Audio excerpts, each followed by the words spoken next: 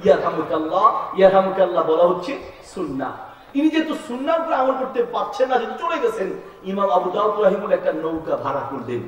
নৌকা ভাড়া করে সেই নৌকার উপরে উঠলেন, উঠে নৌকা ভাড়া দিয়ে ওই পাশে গিয়ে যেই লোকটা হাসি দিয়েছে তার কাছে গিয়ে বললেন ইয়ারহামুকাল্লাহ। লোকটা তার জবাবে বললেন ইউসলি বারাকুম, মানে ইয়ারহামুকাল্লাহ জবাব দিলেন। লোকটা অবাক হয়ে বলল আমি হাসি তো আরো আগে দিয়েছি, আপনাদের একটা নৌকায় করে আসছেন। ইমাম আবু দাউদ রাহিমাহুল্লাহ পড়ছেন তুমি হাসি দিয়ে আলহামদুলিল্লাহ বলেছো, আলহামদুলিল্লাহ জবাবে ইয়ারহামুকাল্লাহ বলা হচ্ছে সুন্নাহ। রাসূল সাল্লাল্লাহু আলাইহি ওয়াসাল্লামের সুন্নাহর উপরে আমল করার জন্য আমি নদীর ওই পাশ থেকে নৌকা ভাড়া করে এই পাশে এসেছি আল্লাহর নবীর এই সুন্নাতের উপরে আমল করার জন্য। আল্লাহু আকবার। একটা সুন্নাহর কি গুরুত্ব তাদের কাছে ছিল। কেউ জিজ্ঞেস করলে কেমন আছেন বলতে হবে আলহামদুলিল্লাহ।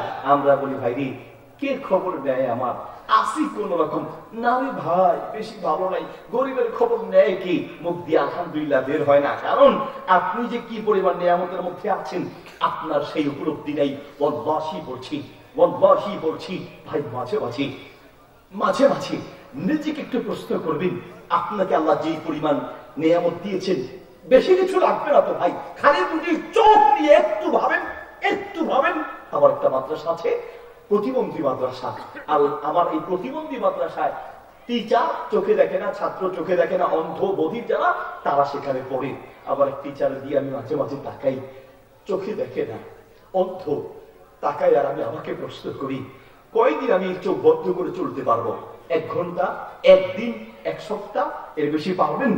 এই চোখ বন্ধ করে চলা কতটা কঠিন, কতটা কষ্টের। নিজের ছেলে মেয়েগুলোর দিকে তাকাতে পারে না, নিজের মা বাবার দিকে একটু তাকাতে পারে না, দুনিয়ার সৌন্দর্যটা একটু দেখতে পারে না। ও ভাই, আপনাকে যে আল্লাহ দুটা চোখ দিয়েছেন কি শুকরিয়া আপনি আদায় করেছেন। আমেরিকার একজন বিজ্ঞানী নাম হচ্ছে হেলেন কিলার, উইকিপিডিয়াতে সার্চ দিলে পাবেন। তাকে ডেকে প্রশ্ন করা হলো, সে চোখে দেখে না, কানে ঠিক মতো শুনে না, শরীরের অনেকগুলো অঙ্গ প্রত্যঙ্গ নাই। তাকে ডেকে প্রশ্ন করা হলো তোমাকে আল্লাহ চোখ দেয় নেই, কানে ঠিক মতো শোনো না, শরীরের অনেকগুলো অঙ্গ প্রত্যঙ্গ নাই, আচ্ছা তোমাকে যে আল্লাহ এতগুলো অঙ্গ প্রত্যঙ্গ দেয় নেই, তোমার আল্লাহর ব্যাপারে তোমার কি কি অভিযোগ আছে? হেলেন কিলার বললেন আমার স্রষ্টা আমাকে কি কি দেয় নেই সেই চিন্তা তো পরে করবো।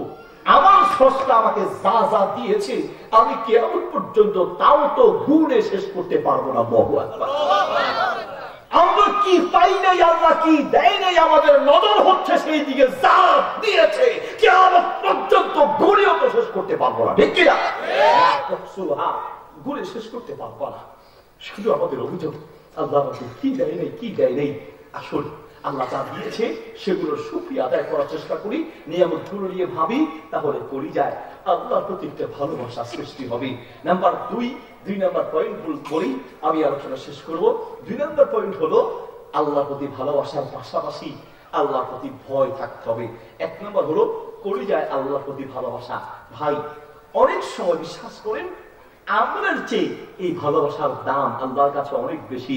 কিয়ামতের মাঠে মানুষের হাতে যখন আমল নামা দেয়া হবে, অনেক মানুষ সেখানে এমন অনেক আমল দেখবে, অবাক হয়ে যাবে, এই আমল নামা কি আমার আমল নামা? কই আমি তো হজ করি নাই, আমি তো উমরা করি নাই, কিন্তু হজের সওয়াব, উমরার সওয়াব, হজ উমরা আপনি করেন নাই ঠিক আছে, কিন্তু ওই আল্লাহর বাইতুল্লাহর ঘরের প্রতি যে আপনার ভালোবাসা ছিল, আল্লাহর প্রতি ভালোবাসা ছিল, নিয়ত ছিল, ওই নিয়তের কারণে আপনার আমল নামায় সওয়াব উঠে যাবে। আল্লাহু আকবার। মানে হৃদয়ের এই টান আল্লাহর কাছে কি পরিমাণ দাম ভাই। কষ্ট হচ্ছে আপনাদের? ইন্টারনেটে সার্চ দিলে পাবেন হাসান আব্দুল্লাহ লিখে, আফ্রিকার ঘানা এক লোক, একদম কালো, সৌদি আরবের একটা আরাবিয়ান জুব্বা পরা, হাতে একটা ড্রোন সহ ছবি ইন্টারনেটে আছে। হাসান আব্দুল্লাহ খুবই গরিব মানুষ, একটা ঘর তার বৃষ্টির পানি পড়লে নিচ পর্যন্ত চলে আসে, ঘরের চাল ঠিক করার টাকা নাই, এত অসহায়, এত গরিব, কিন্তু গরিবের একটা ভালোবাসা ছিল। সে একদিন তার ঘরের সামনে দাঁড়িয়ে আছে, তুরস্কের একদল লোক ওই গ্রামে গিয়েছে, একটা মুভি তৈরি করবে, ভিডিও তৈরি করবে, ড্রোন নিয়ে গিয়েছে। ড্রোন মানে উড়ে উড়ে রেকর্ড করে, এটা রেকর্ড করে বসে, আর ড্রোন উড়ে উড়ে পাখির মতো রেকর্ড করে। তো প্রচন্ড বাতাস আসার কারণে ড্রোনটা নিচে পড়ে গেল। হাসান আব্দুল্লাহ সাহেব দৌড়ে গিয়ে সে ড্রোনটা উঠিয়ে দাঁড়িয়ে আছেন না তাকিয়ে আছেন। মোবাইলে আবার ড্রোন কোথায় যাচ্ছে না যাচ্ছে দেখা যায়। তো মোবাইল দেখে দেখে তুরস্কের সেই লোকগুলো হাসান আব্দুল্লাহ সাহেবের কাছে আসলেন। আসার পরে বললেন, ভাই আপনি আমাদের এই দামি ক্যামেরাটা বাঁচিয়ে দিয়েছেন, আপনাকে আমরা কি দিয়ে পুরস্কৃত করবো? হাসান আব্দুল্লাহ সাহেব বললো, ভাই আমার একটা চাওয়া আছে। এই কথা বলেই চোখের পানি ছেড়ে দিলেন। ভাই আপনি কাঁদছেন কেন? বলছে, ভাই রে, এর চেয়ে বড় কোনো ড্রোন কি আপনাদের কাছে আছে? যদি একটু মেহেরবানি করে ব্যবস্থা করতেন। ওই বড় ড্রোন দিয়ে কি করবেন? বলছে, ভাই বড় ড্রোনের উপরে উঠে আমি বসবো আর আমাকে নিয়ে একটু বাইতুল্লাহর কাছে রেখে আসবে। আমি গরিব অসহায় মানুষ, আমার টাকা নাই পয়সা নাই, কিন্তু আমি যখনই বাইতুল্লাহর কথা শুনি আমার বারবার মন চায় একটু কাবাকে দেখে সামনে রেখে। সুবহানাল্লাহ বলেন। হজ উমরা গিয়েছেন, বাইতুল্লাহর সামনে নামাজ পড়েছেন, এমন মানুষ আছে এখানে? একটু হাত তুলেন তো কে কে। আল্লাহু আকবার। আল্লাহ যারা যায় নাই তাদেরকে আল্লাহ যাওয়ার তৌফিক দাও, আমিন বলেন। ওয়াল্লাহি বলছি, কলিজার কথা বলছি, কলিজার কথা। পৃথিবীর যেখান থেকে আপনি নামাজ পড়েন না কেন, বাইতুল্লাহকে সামনে রেখে, কাবার সামনে দাঁড়িয়ে, কাবাকে সামনে রেখে নামাজ পড়ার যে কি মজা, কি মায়া, কি ভালোবাসা, কি মহব্বত, কি মায়া, কি টেস্ট, কি মজা, আল্লাহর কসম সারা দুনিয়ার আর কোথাও সেই মজা নাই। ঠিক কি না? একবার যেতে পারলেই বারবার যেতে মন চাইবে, বারবার যেতে মন চাইবে। পৃথিবীর যে মানুষগুলো প্রথম কাবাকে দেখে, মক্কায় গিয়ে যখন সিঁড়ি দিয়ে নামে, কাবার একটু নিচু জায়গায়, তো উপর থেকে নিচের দিকে নেমে প্রথমেই যখন চোখটা কাবার দিকে পড়ে, পৃথিবীর কত আল্লাহর বান্দা বান্দি কাঁদতে কাঁদতে পুরো বেহুশ হয়ে যায়। মানে কি যে এক চেহারা।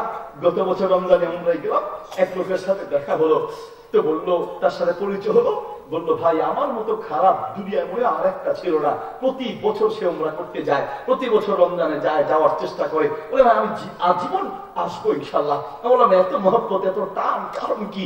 বললো, হুজুর আমি খুব খারাপ মানুষ ছিলাম, আমার বিবি আমাকে শর্ত দিয়েছে যেই কোনো ভাবে হোক আমি যেন বাইতুল্লাহর কাছে যাই, আমি যেন একটু উমরায় যাই। তা আমার বিবির চাপে আমি রাজি হয়ে গেলাম, দেখ 15 দিন একটু ঘুরে আসি, অসুবিধা কি? আমি আসলে নিয়ত করে খুব ভালো সওয়াবের আশায় আমি আসিনি। আমার বিবি বলেছে, তো বিবি বলেছে যে তো রাজি হয়ে গেলাম, 15 দিন একটু ঘুরে আসি। আমি যখন উমরার জন্য রেডি হয়ে গেলাম, নিকাত যখন আসছি, আমাকে যখন সাদা কাপড় পরতে বলা হলো, সবাই 2 কাপড় পরেছে, আমিও সেই ইহরামের কাপড় যখন পরলাম, কেমন যেন আমার মনে একটু ধাক্কা শুরু হয়ে গেল, কেমন যেন একটু পরিবর্তন অনুভব করলাম। এরপরে সবাই হাঁটছে, আমিও হাঁটছি, কেন হাঁটছি, কোথায় যাচ্ছি কিছুই বুঝি না। হুজুর যেতে যেতে যখন মক্কায় আসলাম, সবাই মিলে যাচ্ছে, আমিও যাচ্ছি। যেতে যেতে সবাই যখন নামছে আমিও নামছি।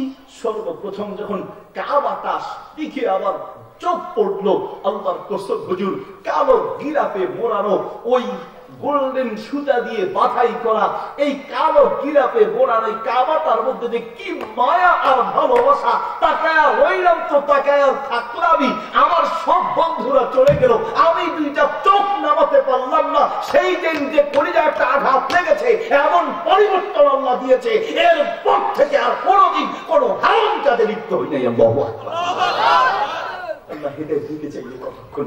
হাসান আব্দুল্লাহ সাহেব বলছে, ভাই একটু মেহেরবানি করে একটা ড্রোন যদি ব্যবস্থা করেন, আমি এটার উপরে উঠে বসবো, আমাকে নিয়ে বাইতুল্লাহর কাছে ফেলে চলে আসবে, ফিরিয়ে আনার দরকার নেই, শুধু যেতে চাই। লোকগুলো চোখের পানি ছেড়ে দিয়ে বললো, ভাই কথাটা আপনি আরেকবার বলেন। তার কথাটা বলা অবস্থায় তার কথাগুলো রেকর্ড করেছে, মোবাইলে রেকর্ড করে ইন্টারনেটে ছেড়ে দিয়েছে। পৃথিবীর লক্ষ লক্ষ মানুষ বলছে, হাসান আব্দুল্লাহ সাহেবের ঠিকানা দেন, হজ উমরার দায়িত্ব আমরা নিব।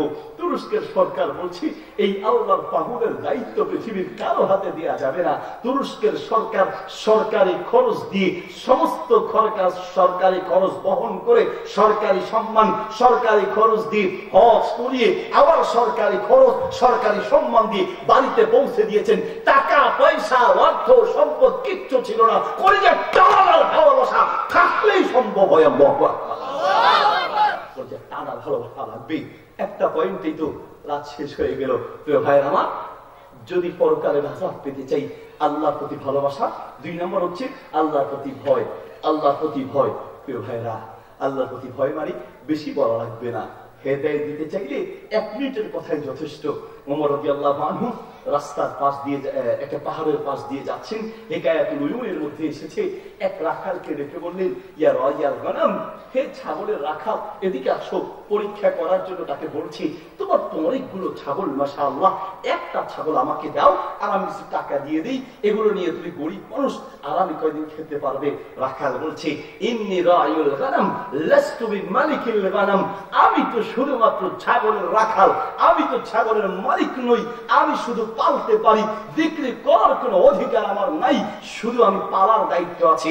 ওমর রাদিয়াল্লাহু আনহু বলছে, আরে তুমি মিয়া বোকা নাকি, বোকা নাকি, তুমি শুধু টাকাগুলো নাও, টাকাগুলো নিয়ে মালিককে একটা বুঝ দিয়ে দিবা, আকালা হুযিবু, এই ছাগলটাকে এটা বাঘ খেয়ে ফেলেছে, কোন রকম একটা বুঝ দিলেই তো হয়ে যাবে, মালিককে বোঝানো কোনো ব্যাপার নাকি। সুবহানাল্লাহ। সেই রাখাল বলছে, আপনি ঠিক বলেছেন, আমি চাইলে আমার মালিককে বোঝাতে পারবো, আমি চাইলে দুনিয়ার মানুষকে বোঝাতে পারবো, আমি চাইলে দুনিয়ার যেই কোনো মানুষকে বুঝ দেওয়া সম্ভব, কিন্তু ফাআইনাল্লাহ, ফাআইনাল্লাহ, দুনিয়ার মানুষকে বুঝ দেওয়া কোনো ব্যাপার নয়, কিন্তু আমার মালিক আল্লাহকে বুঝ দিব কি দিয়ে? আল্লাহু আকবার।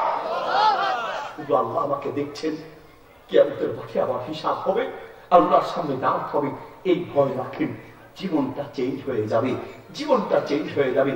বেশি ওয়াজ লাগে না রে ভাই, শুধু করে যায় এই ভালোবাসাটা রাখেন, কিয়ামতের মাঠে আল্লাহর সামনে দাঁড়িয়ে জীবনের হিসাব দিতে হবে।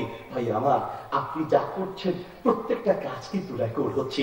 এই যে মাটি, কিয়ামতের মাঠে মাটি আপনার বিরুদ্ধে কথা বলবে, ইয়াউমা ইদিন তুহাদ্দিসু আখবারাহা, মাটি বলবে আমার উপরে দাঁড়িয়ে, আল্লাহ এই যে অন্যায় করেছি, আল্লাহ আমি আমার উপরে দাঁড়িয়ে এই এই আকাম, এই এই গুনাহের কাজ, এই এই পাপ করেছে, মাটি আপনার বিরুদ্ধে কথা বলবে। হুজুর আপনি পাগলামি করছেন, মাটির কি মুখ আছে?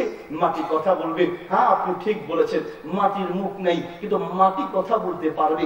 এই সামান্য মোবাইল যদি ঘন্টার পরে ঘন্টা আপনাকে ওয়াজ শোনাইতে পারে, এই মোবাইলের তো মুখ নাই, মোবাইল কি করে কথা বলে? একটা মোবাইল যদি কথা বলতে পারে, এই মাটিও কিয়ামতের মাঠে কথা বলতে পারবে। বলবেন হুজুর মাটি যদি কথা বলে, মাটি সাক্ষী দিবে, তো ঠিক আছে, আকাম কুকাম যা করার একটাও মাটির উপরে করবো না, খাতের উপরে করবো, খাতের উপরে, চেয়ারের উপরে করবো, মাটি তো আর টেরই পাবে না।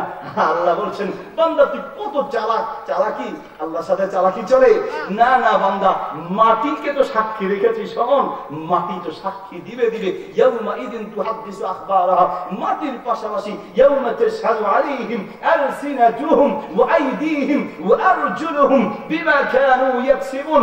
ও বান্দা, তোমার প্রত্যেকটা অঙ্গ প্রত্যঙ্গ সেই দিন কথা বলবে, তোমার এই হাত কথা বলবে, তোমার এই চোখ কথা বলবে, তোমার এই পা কথা বলবে, প্রত্যেকটা অঙ্গ প্রত্যঙ্গ সেই কিয়ামতের মাঠে তোমার বিরুদ্ধে কথা বলবে।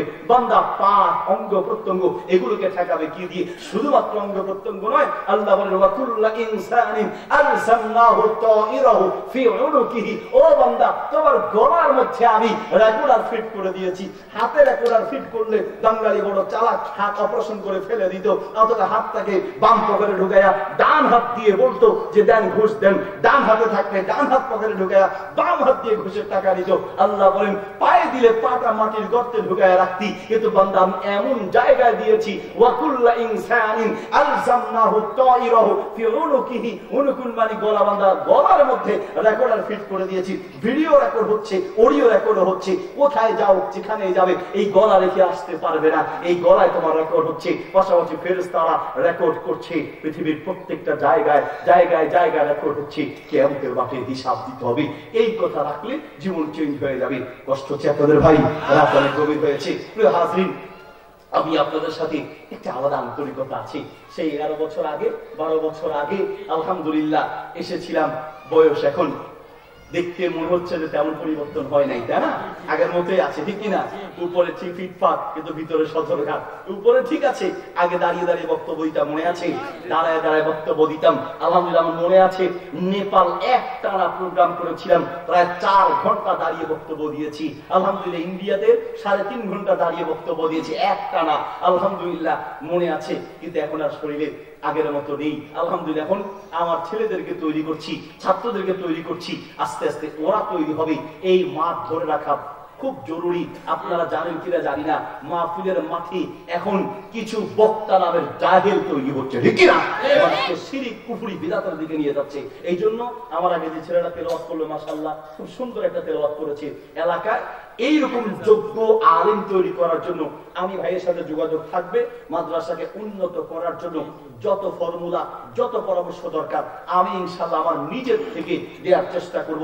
আপনারা যে ধরনের পরামর্শ চান, ভাই যোগ্য দায়ী, যোগ্য স্কলার তৈরি করার জন্য ডক্টর জাকির নায়েকের স্কুলে যদি ছোট ছোট বাচ্চারা বক্তব্য দিতে পারে, দায়ী হতে পারে। ফারিক নায়েক সেই কোন বয়সে বক্তব্য শুরু করেছে, ডক্টর জাকির নায়েক যদি পারে আমরাও পারবো, আপনারাও পারবেন ইনশাআল্লাহ, ঠিক না?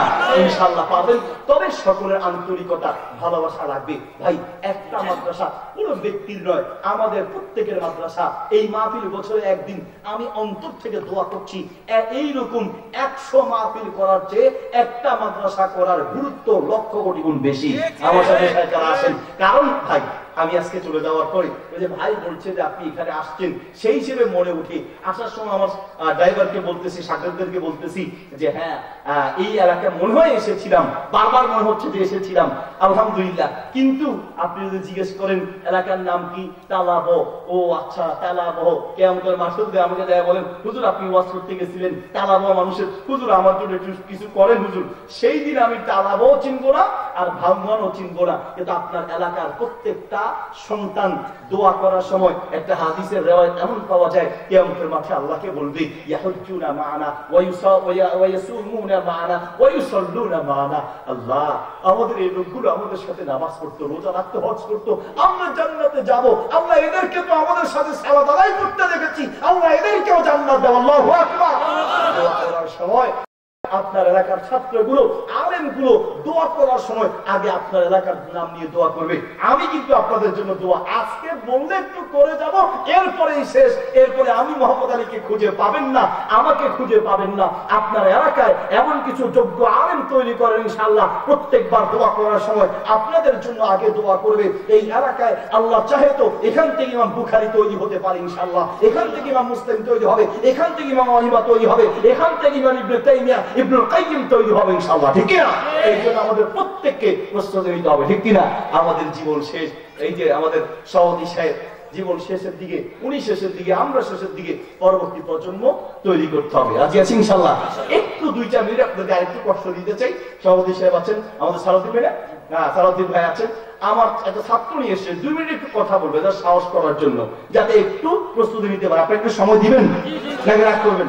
বাবা আসো একটু,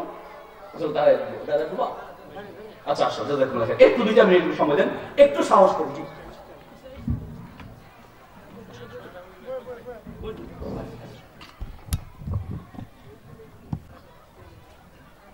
আসসালামু আলাইকুম ওয়া রাহমাতুল্লাহি ওয়া বারাকাতুহু। আলহামদুলিল্লাহি ওয়া কাফা ওয়া সালামুন আলা ইবাদিহিল্লাযীনা ইসতাফা, আম্মা বা'দ। আলহামদুলিল্লাহ।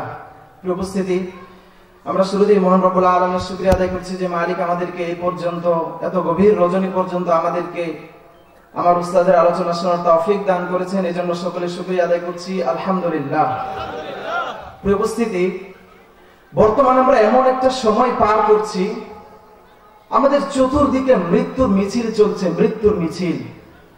আমাদের ডানে বামে সামনে পিছনে আমরা যেদিকেই তাকাই আমরা শুধু মানুষের লাশের গন্ধ পাই, মানুষের লাশের গন্ধ পাচ্ছি।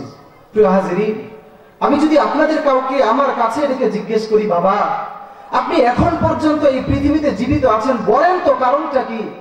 আপনি হয়তো আমাকে বলতে পারেন, বা আপনি হয়তো আমাকে বলবেন যে আমি এখন পর্যন্ত আমার বয়স কম, এখন পর্যন্ত আমার মৃত্যুর সময় হয় নাই, বা আমি এখন পর্যন্ত খেটে খাওয়ার মতো তৌফিক রাখি, আমি এখন পর্যন্ত আর্থিকভাবে স্বাবলম্বী, আমি এখন পর্যন্ত জটিল বা কঠিন কোন রোগে আক্রান্ত হই নাই, যার কারণে মৃত্যু এখনো আমার কাছে আসতে পারে নাই। প্রিয় হাজিরিন, অধিকাংশ মানুষের উত্তর এটাই হবে, ভাই আমার, আল্লাহ রাব্বুল আলামিন কুরআন কারীমে বলেন, ইযা জাআ আজালুহুম লা ইস্তাখিরুনা সাআতান ওয়া লা ইস্তাকদিমুন। বান্দা, তোমার যখন সময় শেষ হয়ে যাবে, এই পৃথিবীর কোনো কিছুই তোমাকে এই দুনিয়াতে 1 সেকেন্ডের জন্য আটকে রাখতে পারবে না। তোমার ধন সম্পদ, তোমার বাড়ি গাড়ি নারী, পৃথিবীর কোন মানুষ, যত বন্ধু বান্ধব আত্মীয় স্বজন, কেউ তোমাকে আটকে রাখতে পারবে না। শুধু একজনই আমাদেরকে দুনিয়াতে টিকিয়ে রাখতে পারে, তিনি কে? তিনি কে? আল্লাহ সুবহানাহু ওয়া তাআলা। প্রিয় ভাই আমার, আল্লাহ সুবহানাহু ওয়া তাআলা আমাদেরকে এই পর্যন্ত বাঁচিয়ে রেখেছেন। এটা আল্লাহ তাআলার সবচেয়ে বড় দয়া, সবচেয়ে বড় একটা নিয়ামত। আচ্ছা বলেন তো, এই যে মালিক আমাদেরকে এই পর্যন্ত জীবন দিয়েছেন, হায়াত দিয়েছেন, এই নিয়ামতের শুকরিয়া কি আমরা আদায় করতে পেরেছি? আমরা আদায় করতে পেরেছি? আমরা কি দিয়ে নিয়ামতের শুকরিয়া আদায় করব? প্রিয় হাজিরিন, আপনি পদে পদে নাফরমানি করছেন, আপনি আপনার মালিকের নাশুকর বান্দার পরিচয় দিচ্ছেন, আপনি মুসলিম হয়ে আপনার মালিকের কোনো শুকরিয়া আদায় এই পর্যন্ত করতে পারেন নাই। প্রিয় ভাই আমার, আপনার এই দুনিয়াতে সব আছে, আপনার দেহের প্রত্যেকটা অঙ্গ প্রত্যঙ্গ সব ঠিক আছে, কিন্তু আপনার ভিতর যদি রূহটা না থাকে, বলেন তো আপনার কি অবস্থা হবে? আপনার এখন সব আছে, যেদিন আপনার এই রূহ থাকবে না, সেদিন কিন্তু আপনার জায়গা মাটির উপরে নয়, বরং মাটির নিচে চলে যাবে। মাটির নিচে আপনার জায়গায় মাটির নিচে হবে। প্রিয় হাজিরিন, আমি আপনাকে বুঝাতে চাচ্ছি, আল্লাহ সুবহানাহু ওয়া তাআলা আপনাকে প্রত্যেকটা অঙ্গ প্রত্যঙ্গ ঠিকঠাক মতো এখনো রেখেছেন। আপনার দেহে এখনো শ্বাস নিঃশ্বাস এখনো জারি আছে। আপনি সেই মালিকের জন্য কি করেছেন? সেই মালিকের জন্য কি করেছেন? আপনার বিবেকের কাছে আমি প্রশ্ন রাখতে চাই। প্রিয় হাজিরিন, আল্লাহ তাআলা আপনাকে অসংখ্য অগণিত নিয়ামত দিয়ে আপনাকে ডুবিয়ে রেখেছেন। সেই নিয়ামতের শুকরিয়া আদায় আপনি কি দিয়ে করবেন? আমার আল্লাহ বলেন, ওয়া ইন তাউদ্দু নিয়ামাতাল্লাহি লা তুহসুহা। বান্দা, আমি তোমাকে যত নিয়ামত দিয়েছি, তুমি আমার নিয়ামতকে গণনা করতে যেও না। বান্দা, তুমি যদি সেই নিয়ামতকে গণনা করতে যাও, তুমি নিয়ামত গণনা করতে করতে শেষ করতে পারবে না। আল্লাহু আকবার। তুমি নিয়ামত গণনা করে শেষ করতে পারবে না। আমার মালিক আপনাকে এত নিয়ামত দিয়েছেন, আপনি দিনে 3 বার খাচ্ছেন, 3 বার খাওয়ার পরে আবার সেই খাবার আপনি হজম করতে পারছেন। পৃথিবীতে বহু মানুষ আছে, একবার খাবে এতটুকু তৌফিক তার হয় না। পৃথিবীতে বহু মানুষ আছে, খাবে তো দূরের কথা, সেই খাবার হজম পর্যন্ত করতে পারে না। এমন বহু মানুষ আছে, খাবার খাচ্ছে ঠিক, কিন্তু সেই খাবারের স্বাদ তার জিহ্বায় সে টের পায় না। প্রিয় হাজিরিন, আমি একবার একটা হসপিটালে গিয়েছিলাম। হসপিটালে গেলে দেখা যায় আলাদা আলাদা বিভাগ থাকে। ডায়রিয়া বিভাগ আলাদা থাকে, যারা জটিল কঠিন রোগে আক্রান্ত তাদের বিভাগ আলাদা থাকে, যাদের যদি প্যারালাইসিস হয় তাহলে তাদের বিভাগ আলাদা থাকে। তো আমি হাসপাতালে এমন একটা বিভাগে গিয়ে প্রবেশ করলাম। আমি গিয়ে দেখি মানুষ যারা রোগী ছিল প্রত্যেকেই নাক অথবা মুখ দিয়ে পাইপ তাদের পেট পর্যন্ত এনে তাদের পেটে খাবার পৌঁছানো হচ্ছে। পরবর্তীতে আমি কাছে গিয়ে জিজ্ঞেস করলাম যে আপনাদের এই দশা কেন, আপনাদের কি অসুবিধা হচ্ছে বলেন একটু আমাকে। তারা বলল, বাবা, আমাদের জীবনের কোনো কষ্ট নাই, আমাদের জীবনের সব চাওয়া পাওয়া আমরা মালিকের কাছে পেয়েছি, কিন্তু মালিকের কাছে আমার একটাই চাওয়া। একটা কি চাওয়া বলেন? তিনি বলেন যে আমরা খাবার খাচ্ছি, পাইপ দিয়ে আমার পেটে খাবারটা ঢোকানো হয়, কিন্তু এই খাবার হজম করার মতো তৌফিক আমাদের নাই। কারণ কি? কারণ হলো আমাদের ভিতরে খাবার যেদিক দিয়ে প্রবেশ করে একটা পাকস্থলী আছে, পাকস্থলী। তো এই ভিতরের পাকস্থলীটা নষ্ট হয়ে গিয়েছে, আল্লাহ নষ্ট করে দিয়েছেন। প্রিয় হাজিরিন, এখন পর্যন্ত আপনার ভিতরে পাকস্থলী ঠিক আছে। যেই দিন আপনার রব আপনার সেই পাকস্থলী নষ্ট করে দিবে, আপনিও খাবেন ঠিক, পাইপ দিয়ে আপনার ভিতরে খাবার প্রবেশ করানো হবে ঠিক, কিন্তু আপনি সেই খাবার হজম পর্যন্ত করতে পারবেন না, হজম করতে পারবেন না। তার বড় আফসোস এবং দুঃখ করে আমাকে বললো, বাবা, আমরা খাচ্ছি ঠিক, কিন্তু এই খাবার আমরা হজম করতে পারি না। আমরা যদি নামাজের জন্য একটু রুকু সিজদা করতে যাই, একটু কাত হয়ে যাই, তাহলে সেই খাবার আমার পেট থেকে গড়গড় করে বেরিয়ে পড়ে। প্রিয় হাজিরিন, মালিক আপনাকে অসংখ্য অগণিত নিয়ামত দিয়ে ডুবিয়ে রেখেছেন। আপনি দিনে 3 বার খেতে পারছেন, খাওয়ার পরে আপনি সেই খাবার হজম করতে পারছেন। এটা আল্লাহ সুবহানাহু ওয়া তাআলার কত বড় নিয়ামত, কত বড় নিয়ামত। আল্লাহ নবী সাল্লাল্লাহু আলাইহি ওয়াসাল্লাম পৃথিবীতে কত কষ্ট করেছেন, তিনি ঠিক মতো খাবার পর্যন্ত পান নাই। গভীর এক রজনী আল্লাহ নবী সাল্লাল্লাহু আলাইহি ওয়াসাল্লামের পেটে বড় ক্ষুধা, প্রচন্ড ক্ষুধা, গভীর রজনী, এত রাতে কোথায় যাবে, ঘরে কোনো খাবার নাই। খাবারের কষ্ট সহ্য করতে না পেরে আমার নবী ঘর থেকে বের হয়ে গেলেন। ঘর থেকে বের হয়ে তিনি হাঁটতে লাগলেন। হাঁটতে হাঁটতে যখন একটু দূরে গেলেন, দূরে গিয়ে দেখেন হযরত ওমর রাদিয়াল্লাহু আনহু তিনিও গভীর রাতে রাস্তায় হাঁটছেন। নবী সাল্লাল্লাহু আলাইহি ওয়াসাল্লাম ওমর রাদিয়াল্লাহু আনহুকে প্রশ্ন করলেন, উমর রাদিয়াল্লাহু আনহুকে প্রশ্ন করলেন, আখরাজতা মিনাল জুয়া, উমর তুমি কি ক্ষুধার কারণে ঘর থেকে বেরিয়ে এসেছো? উমর রাদিয়াল্লাহু আনহু বলেন, ইয়া রাসূলুল্লাহ, সত্যি আমি ক্ষুধার কারণে ঘর থেকে বের হয়ে এসেছি। আমার ঘরে কোনো খাবার নাই, আমি খাবো, আমার ঘরে এতটুকু খাবার নাই। ক্ষুধার কষ্ট সহ্য করতে না পেরে, ক্ষুধার যন্ত্রণা সহ্য করতে না পেরে আমি আমার ঘর থেকে বেরিয়ে এসেছি। নবী সাল্লাল্লাহু আলাইহি ওয়াসাল্লাম বলেন, উমর তুমি একা নও, বরং আমি নবী নিজেও ক্ষুধার্ত। আমি খাবো, এতটুকু খাবার আমার ঘরেও নাই। আমি নিজেও ক্ষুধার যন্ত্রণা সহ্য করতে না পেরে আমিও ঘর থেকে বেরিয়ে এসেছি।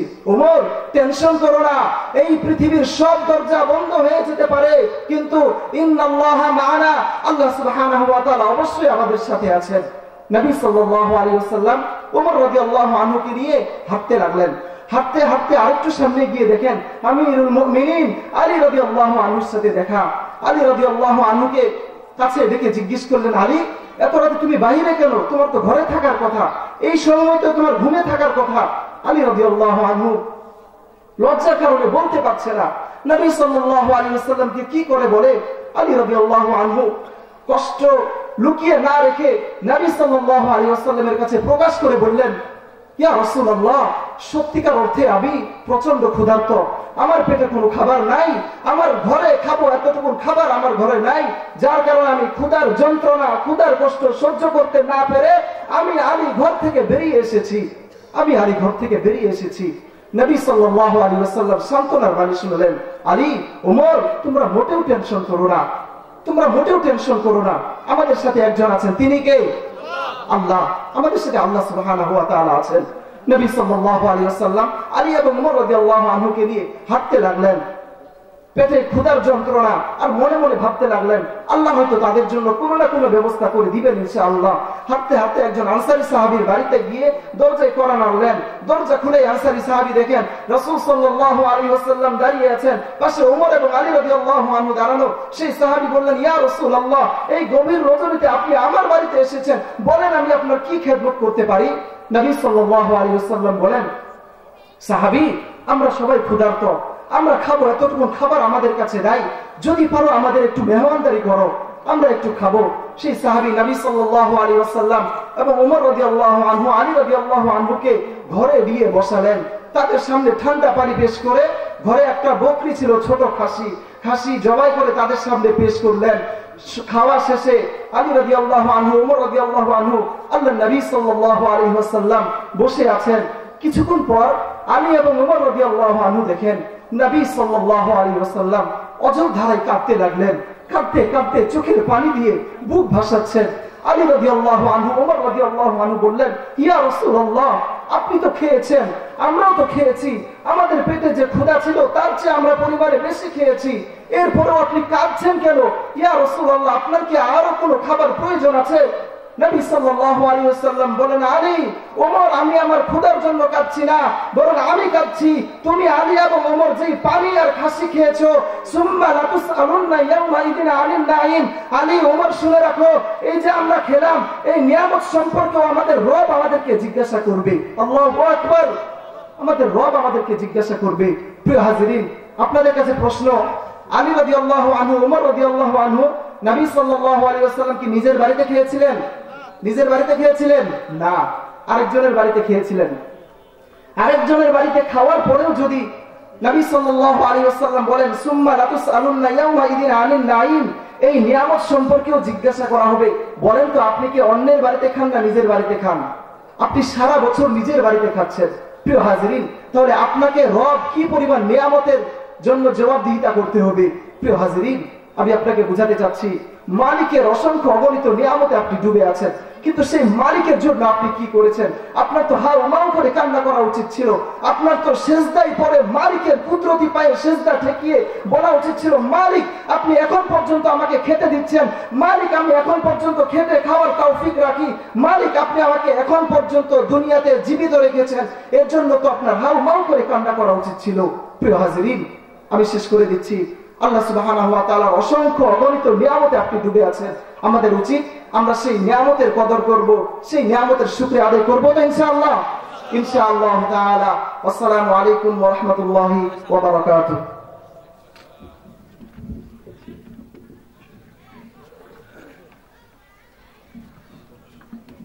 মাশাআল্লাহ, সম্মানিত উপস্থিতি, এত রাত পর্যন্ত আপনারা বসে আছেন, আপনাদের প্রতি আমি কৃতজ্ঞতা স্বীকার করছি। মাল্লাম ইয়াশকুরিন্নাস লাম ইয়াশকুরিল্লাহ, যে মানুষের কৃতজ্ঞতা আদায় করে না সে আল্লাহর কৃতজ্ঞতা আদায় করতে পারে না। আমি আলোচনা দীর্ঘায়িত করব না। আমাদের আজকের এই মাহফিলের মোহতারাম সম্মানিত সভাপতি রয়েছেন, উনি সমাপনী বক্তব্য দিবেন ইনশাআল্লাহ। আলহামদুলিল্লাহ, উনি অত্যন্ত যোগ্য একজন আলেম। এত রাত পর্যন্ত তিনি এখানে বসে আমাদের আলোচনা শুনেছেন, সময় দিয়েছেন, এই জন্য ওনার কৃতজ্ঞতা স্বীকার করছি। আল্লাহ তাআলা ওনার হায়াতে ইলমে আমলে বারাকা দান করুন, সকলে আমিন। জাযাকুল্লাহু খাইরান।